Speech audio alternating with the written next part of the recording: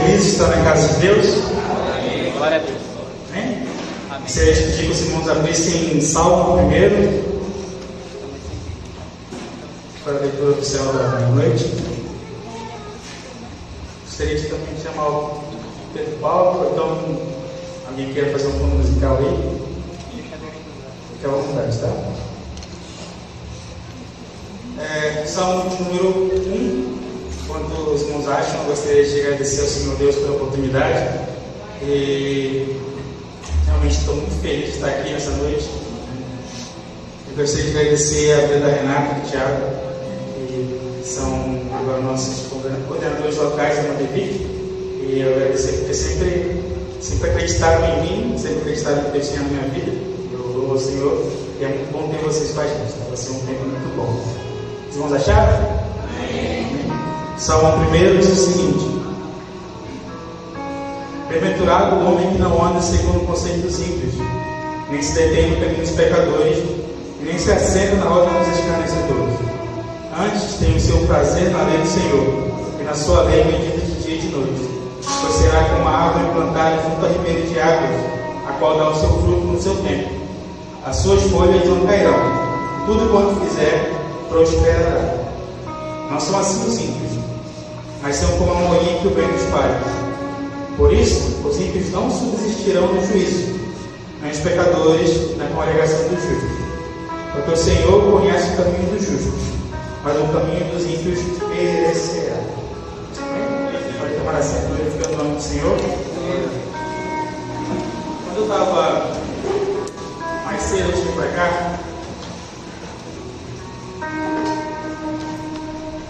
a palavra que veio no meu coração, um tempo já, eu quero compartilhar aquilo que você fala comigo. Nos últimos tempos, mas há um tempo já.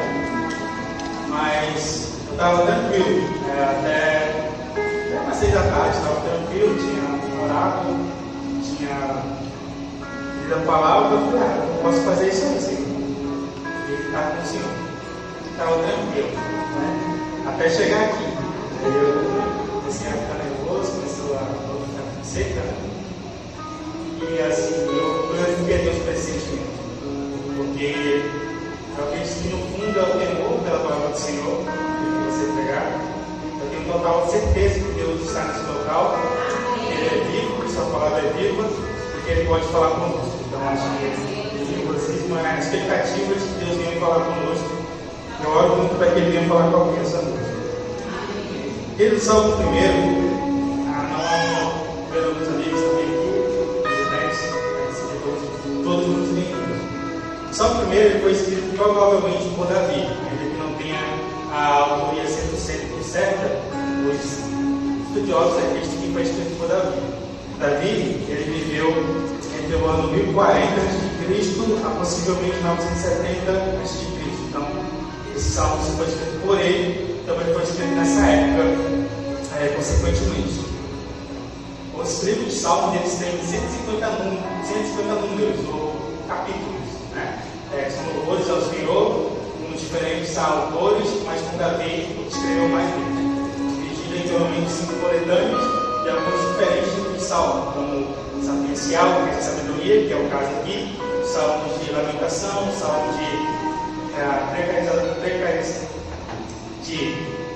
imprecatório, quer dizer, que é amaldiçoar alguém, e salmos de louvor e glória. O salmo que a gente está lendo, estudando essa noite, compartilhando, é o salmo sapiencial. E o salmo começa dizendo o seguinte: que bem-aventurado é o homem que não anda segundo o conselho dos ímpios. A palavra bem-aventurado aqui quer dizer justamente a palavra feliz, tá? Mas o bem-aventurado é uma felicidade que seja passageira, uma felicidade constante e, na verdade, duradoura e longânima, né? E o salmista vai fazer um contraste entre o ímpio, a figura do ímpio, o tolo e o justo. Ele vai fazer uma antítese entre os dois aqui. E ele começa a falar que feliz, bem-aventurado é o justo. E o justo é feliz justamente porque ele não anda junto com o ímpio, ou aquele que realmente é contra o Senhor. E ele começa a falar o caminho do ímpio. Ele fala que bem-aventurado é o homem que não anda segundo o conselho do ímpio, e que também não se detém no caminho dos pecadores e nem se assenta na roda dos escarnecedores. Ele não se mistura com esse tipo de pessoa.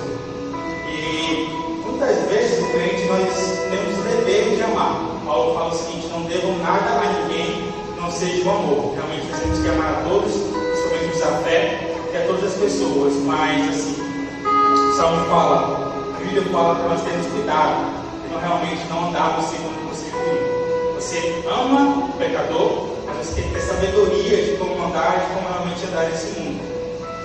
E o salmista começa a falar do caminho do mal, né? E quando a gente vê quando alguém se desvia, quando alguém está fora do caminho do Senhor, anda no caminho da impiedade, nós pensamos que é uma coisa automática, instantânea, mas não é assim. Nós podemos ver, através desse salmo, que na verdade é uma caminhada, é uma coisa progressiva. Ninguém cai da fé do dia para a noite. Ninguém se desvia espiritualmente da noite para o dia. Não é um dia sem orar que vai te fazer, talvez, realmente sair da presença do Senhor. Mas é quando nós continuamente negligenciamos a palavra de Deus. Quando nós continuamente negligenciamos a oração, a vontade do Senhor para a minha vida, de vir à igreja, de buscar o Senhor. Quando nós priorizamos outras coisas, nós damos conselhos ouvidos, a conselhos de pessoas que nós não deveríamos dar, continuamente, quando nós estamos nesse processo, é que nós vamos desviando espiritualmente. Precisamos vigiar. E ele fala aqui, esse caminho realmente ele é um caminho que faz progressão. A primeira pessoa que anda, é como se fosse realmente uma estrada, uma pessoa que realmente está andando segundo o conselho dos ímpios. O ímpio aqui é alguém que rejeita o temor do Senhor, que negligencia ou realmente ele faz força de se afastar de Deus. Ouvir conselhos de pessoa realmente vai fazer mal. Ouvir esse tipo de pessoa realmente vai fazer mal para você. Aqueles que ouvem o conselho dos ímpios e depois, como a Bíblia diz, o próprio Davi fala, um abismo chama outro abismo. Primeiro nós começamos andando no conselho dos ímpios. Depois o que acontece é que nós passamos a nos deter no caminho dos pecadores. Nós andamos na estrada e até vamos rumando para o lugar certo. Mas nós continuamos ouvindo conselhos de muitos pecadores e nós não apenas andamos, mas paramos agora. Você vai andando e você para no caminho dos pecadores. Os pecadores seriam rebeldes contra Deus, pessoas que abraçam o pecado e, consequentemente, o diabo também. Até então, nós nos acertávamos nas rodas dos escarnecedores. Acertávamos na roda dos escarnecedores. Escarnecer é a questão de zombar de Deus, é o último estágio. Aquele que realmente apostatou, aquele que aquilo que era sagrado para ele passa a ser algo que não tem mais valor nenhum e a pessoa realmente passa a zombar de Deus. E sentando naquela cadeira é muito difícil de se levantar. Mas nada é do dia para a noite. Cuidado com o que você tem andado. Cuidado com as suas amizades, né? Cuidado com quem você dá ouvido, na verdade. Mas, não é sobre isso que eu quero falar, não. Mas antes, só uma curiosidade aqui, né? A Bíblia realmente ela faz medidas entre o justo e o ímpio, né?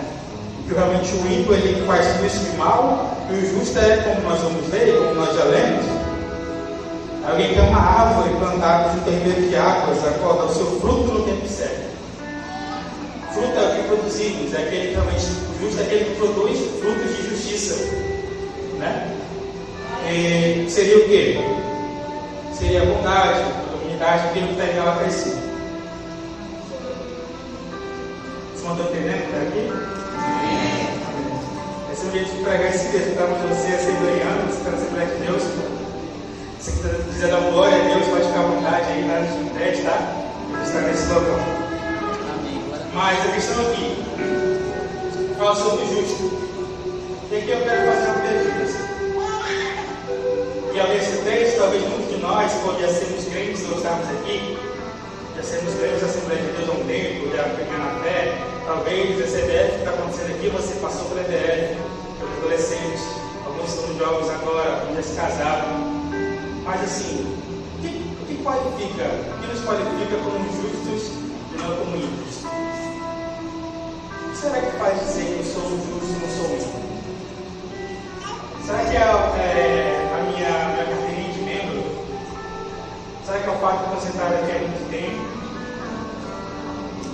que realmente faz o que eu seja justo. Porque o ímpio não tem na testa dele a ímpio. O justo também tem tatuagem na testa dele, justo. Ninguém dava uma carteirinha ou algo parecido. Mas eram as atitudes, a árvore, Jesus falou, a árvore é conhecida pelos seus frutos. Estar aqui, fazer parte da igreja, tudo mais, vias programações, ou ser que nasceu numa cristão, não te habilita a dizer que é justo.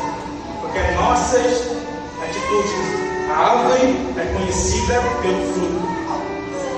É muito possível e muito realmente existe a possibilidade de eu estar aqui, de eu estar no conjunto sentado, mas mesmo na igreja, mesmo onde há descendente todo, está empregado totalmente no caminho ruim. O que te faz ser justo não é a sua carteira de livro, nem é o lugar que você senta, nem nada do tipo. O que faz ser que nós somos justos são nossos frutos que nós produzimos. Posso pensar nisso. Mas ele faz uma antítese, que na verdade o que eu quero falar, na verdade, não é sobre o ímpio, não. Mas essa é uma introdução, porque na verdade ele fala que o justo é como uma árvore plantada junto a ribeiros de água, que dá o seu fruto no seu tempo certo, que as suas folhas não cairão, e tudo quanto fizer, ele prosperará. Sim, nós temos o ímpio, e na verdade Deus continua falando o seguinte, que o ímpio é como a moinha que o vento espalha. Então, nós temos o justo, que é aquele que permanece, que é uma árvore plantada, uma árvore que dá frutos. Nós temos também o ímpio, que é como um arbusto que o vento leva. A gente faz essa antítese aqui entre o justo e o ímpio. Nós olhamos para o justo e nós somos justos, porque na verdade nós somos justificados por nós mesmos, mas na verdade pelo sangue de Jesus.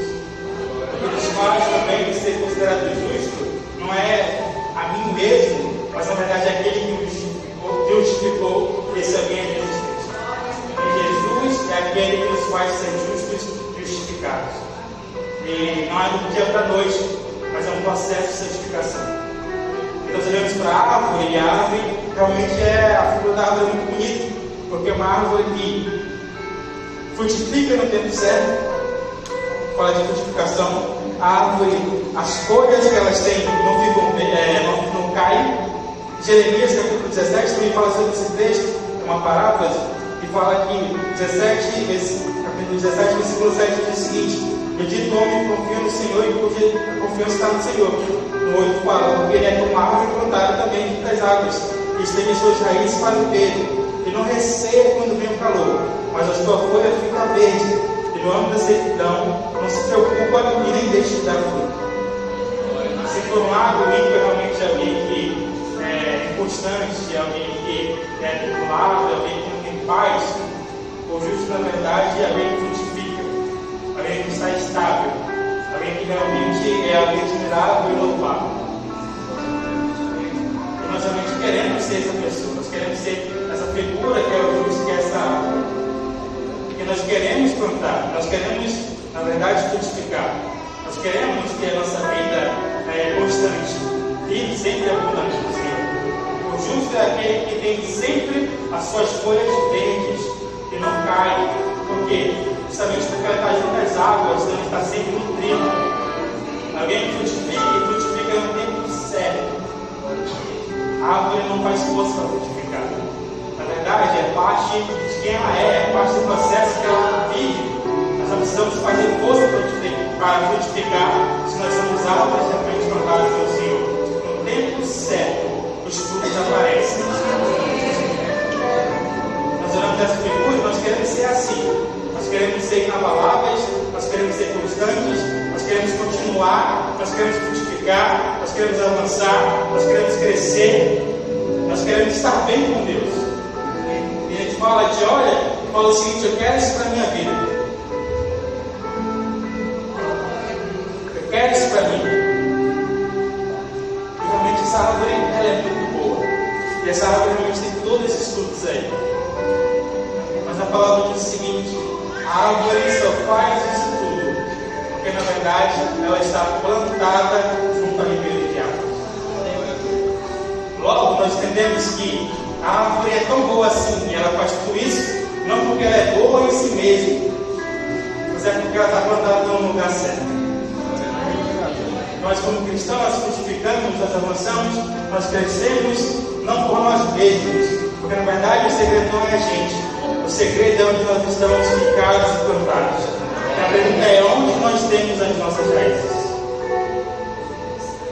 E não é sobre nós, não é sobre você, não é sobre mim, é sobre onde nós estamos plantados.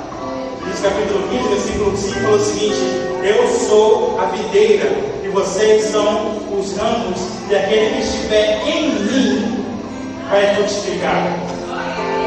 Não é sobre nós, mas na verdade é em quem nós confiamos, é em quem nós estamos plantados, é quem realmente é quem nós dependemos da nossa vida.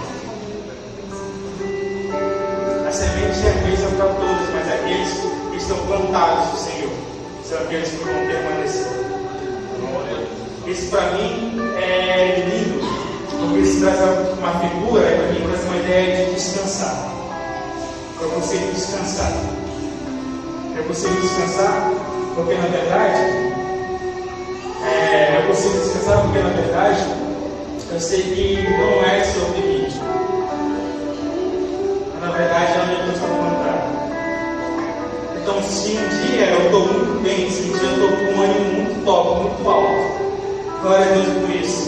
Mas se um dia eu não estiver mexendo tão bem assim, ou um dia eu não quiser fazer, ou um dia eu não tiver tanta força, também não faz tanta diferença, porque não é sobre mim, mas é sobre a pessoa de Jesus Cristo. Para você frutificar, para você continuar caminhando, na verdade não é sobre você, é onde você está plantado.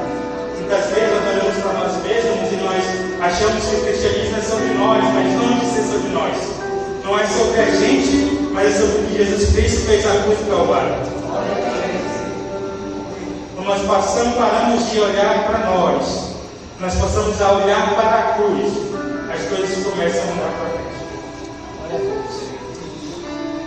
Nós precisamos estar plantados no Senhor. Precisamos estar realmente alicerçados em Deus. Nós olhamos para a figura do justo, nós vemos também que tem descanso.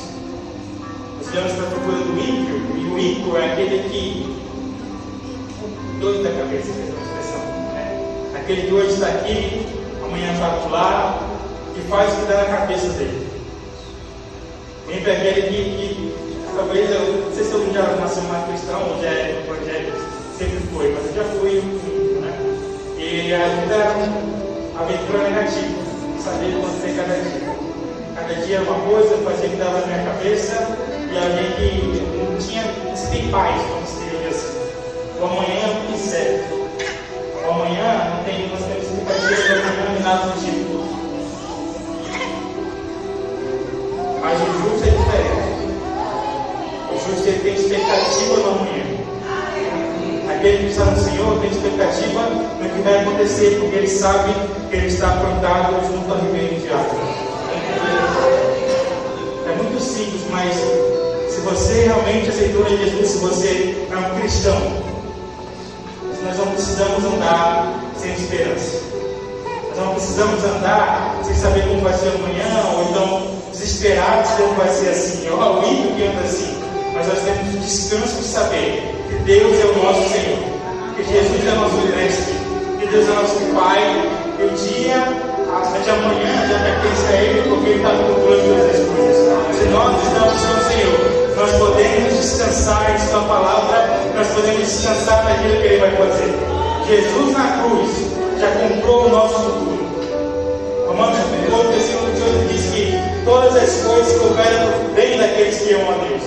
E uma frase que eu ouvi, que é o caminho, é o seguinte: para aqueles que amam o Senhor, para aqueles que estão com o Senhor, o futuro é o lugar mais seguro possível.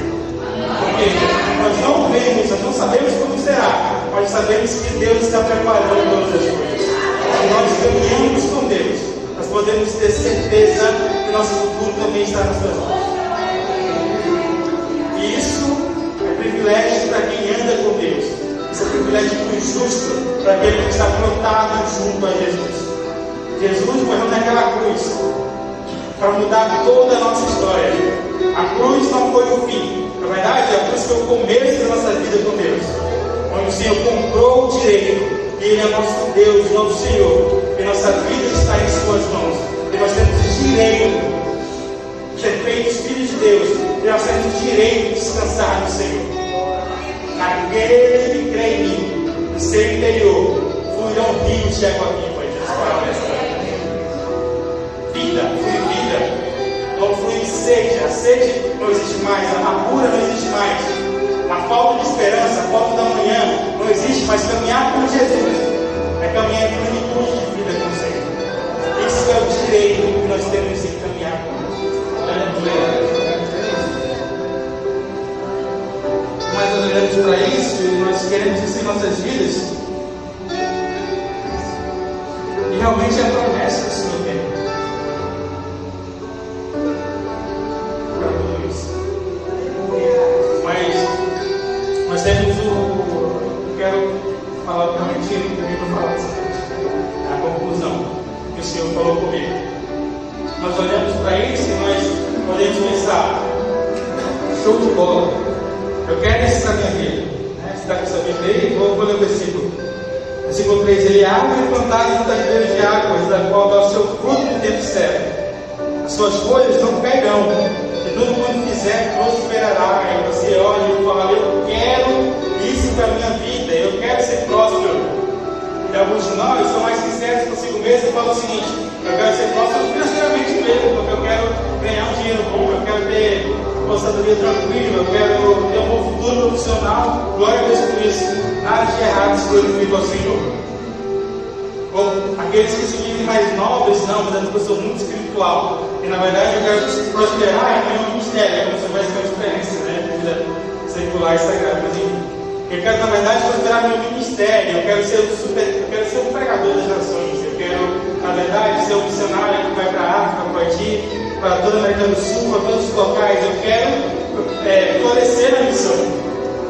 Eu quero ser constante porque eu quero realmente não ter mais dúvidas, e é impossível, né? Mas eu quero realmente caminhar com o Senhor para sempre, não desviar mais. Eu quero esse caminho. Ótimo, glória a Deus, tem que querer mesmo, mas isso é apenas um fim. Isso é apenas uma consequência. Isso é um fruto que é um sintoma e não é realmente a raiz principal. Isso é uma coisa que nós devemos buscar, mas é uma coisa que é uma consequência da nossa vida. Toda consequência, na verdade, é causada por outra coisa. E qual é a causa? Porque, na verdade, eu vou falar para vocês só o seguinte, que bem-aventurado é aquele que tem o seu prazer no Senhor. Aquele que tem o seu prazer no Senhor, na sua lei, nela, medita de dia e de noite. E é essa pessoa que é como a árvore plantada junto a ribeiro de águas. Depois nós queremos todas essas coisas boas, nós temos que querer mesmo, mas na verdade, feliz, aquele que é duradouramente feliz, aquele que não fica triste eternamente, aquele que prospera, aquele que é justo, o justo de verdade, é aquele que tem o seu prazer no Senhor, aquele que se deleita no Senhor.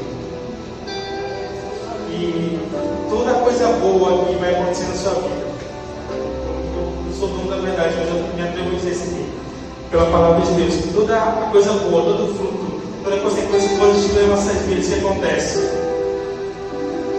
isso por si só é bom, mas isso na verdade tem que ser consequência de nosso prazer estar em Deus. Quando o meu prazer está no Senhor, quando o meu prazer está na lei do Senhor, então eu começo a frutificar de verdade. Quando o meu prazer está em Deus, eu consigo caminhar com Deus constantemente e não vou mais me desviar. Você quer saber o segredo para permanecer firme no serviço do Senhor? É quando o nosso prazer está na lei de Deus. Você fala o seguinte, mas eu quero prosperar, eu quero andar para frente, isso são consequências do que? Quando o nosso prazer está realmente no Senhor. Então eu me pergunto, será que eu sou um justo? Você pode perguntar, será que eu sou um justo? A pergunta na verdade é, aonde está o meu prazer? meu coração é inclinado ao quê? A palavra prazer não vem mais de só um prazer, é um deleite, é desejar por vontade, é o afinco do coração, é a afeição do coração, a inclinação do coração, buscar do coração, desejar do coração. O que o seu coração deseja? Porque na verdade, bem-aventurado é aquele que o seu coração deseja a Deus. Bem-aventurado é aquele que o seu coração, na verdade, deseja ao Senhor. O que será que o meu coração tem desejado? Porque fazer coisas por fazer, muitos fazem. E dá bons frutos, muita gente pode dar também. Na verdade, é o que mais tem. Jesus falou o seguinte, Mateus capítulo 7, versículo 20, muitos naquele dia vão falar o seguinte: Senhor, Senhor, em teu nome eu profetizei uma coisa muito boa, expulsei demônios, curei muitas virtudes. Mas o Senhor fala o seguinte: apartai-vos de mim, porque você fez tudo isso, mas eu não conheço você, porque você ama a iniquidade e pecado. Quando nós desejamos a Deus, quando nós amamos a Deus verdadeiramente, quando nós amamos ao Senhor, então a partir do meu amor a Deus, tudo que eu faço é bom, mas tudo que eu faço é genuinamente bom. Tudo que eu faço tem apenas aparência de bom, mas tudo que eu faço é bom de verdade, porque sai do meu coração. Jesus fala o seguinte: não acumular tesouros na terra, porque roubam da carne, mas acumular tesouros no céu. E onde está o nosso tesouro? Está o nosso coração. Quando o que eu faço realmente sai do meu coração, quando o que eu faço é genuíno de verdade e é bom, então sei que é um fruto que realmente permanece. Então, genuinamente, eu sou como uma árvore plantada realmente junto a ribeiros, eu posso permanecer e continuar. Qual é o seu prazer? Qual é o seu tesouro? O que balança mais o seu coração? O que faz o seu coração chorar, se inclinar? Nada contra o jogo de futebol. Vai colocar ninguém numa bolha. Nós não somos fariseus que colocamos cargas dos outros que nós mesmos não podemos suportar. Dizer que ninguém pode ver um filme, ou que ninguém pode jogar alguma coisa, ou brincar de alguma coisa, ninguém pode sair com a família, pode fazer tudo isso. Mas qual é o maior prazer do seu coração? São essas coisas que tem seu coração de verdade? É isso que realmente te motiva a viver? Mas aquele que tem o prazer no seu coração, o Senhor, é aquele que vai te prosperar de verdade. Davi falou o seguinte: Salmo 7, uma coisa eu busquei, uma coisa eu busco, uma coisa eu peço, uma coisa eu quero. Eu posso estar diante do Senhor e que eu possa meditar na sua lei, estar diante de Deus. Às vezes nós pensamos que estar diante de Deus às vezes temos a ideia de pensar que é perda de tempo, então só para aqueles que têm mais tempo, porque a vida é muito corrida, e Davi era um rei, ninguém tinha mais a fazer do que ele. Mas ainda no dia do seu dia a dia corrido, o que mais dava prazer no seu coração é quando ele se inclinava diante do Senhor, ele não parava tudo e ia diante do seu Deus. Nenhum de nós tem uma rotina mais corrida que essa, ou nenhum de nós temos a desculpa de não estar. O que inclina o seu coração? Jovem, e aí vai fazer uma ilustração. Está rolando a Copa Mundo da FIFA, né? De jogos de todos. Eu vi Instagram de um influenciador. E ele falando que ia ter o jogo não é nem de time dele, é de um rival. Mas aquilo estava tão na mente dele, ele nem conseguiu dormir direito, porque estava preocupado se o time que era o rival, o time dele ia ganhar ou perder. E eu olhei isso e falei: meu Deus, fiquei com raiva dele, me julguei, não. Eu falei: meu Deus, que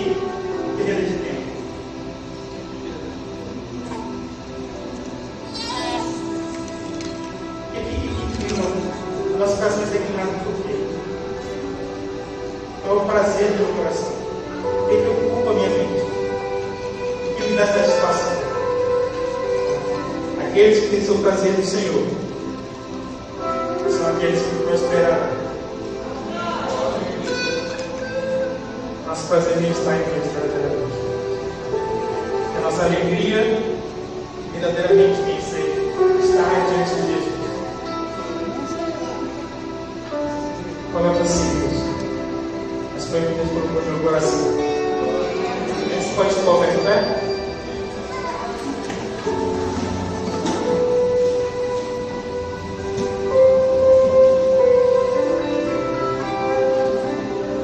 O Senhor nos convida a ter como fonte do prazer. Porque bem-aventurado o justo, porque ele é como uma árvore plantada junto aos ribeiros de águas. Em algumas versões, os comentaristas falam transplantado, ou seja, ele não estava originalmente lá, mas foi plantado propositadamente naquele local. Se você tem Jesus, se você um dia aceitou Jesus como seu Salvador, porque ele te aceitou primeiro, e na verdade ele te tornou nesse local. O Senhor é quem convence o homem do pecado, da justiça e do juízo de Deus. E ele nos colocou de propósito nesse local. Ser chamado a permanecer, porque na verdade Ele te chamou primeiro. Você não está aí onde você está, se você é crente, não é porque você é bom ou bonito, não, mas é porque Deus tem misericórdia em nossas vidas. E nós somos plantados sobrenaturalmente diante do Senhor. E qual é o meu papel? Nosso papel é permanecer diante dele, continuamente me colocar diante do Senhor. Ah, mas se você for bem honesto com o seu igreja, não precisa ser comigo, não. Você talvez me conheça, não me conheça, tanto faz. Mas é entre você e Deus. Na verdade, você pode falar: Senhor, eu olhando para mim mesmo, muitas coisas, honestamente, me dão mais prazer do que a tua presença, a tua palavra. Muitas coisas parecem ser mais legais para mim.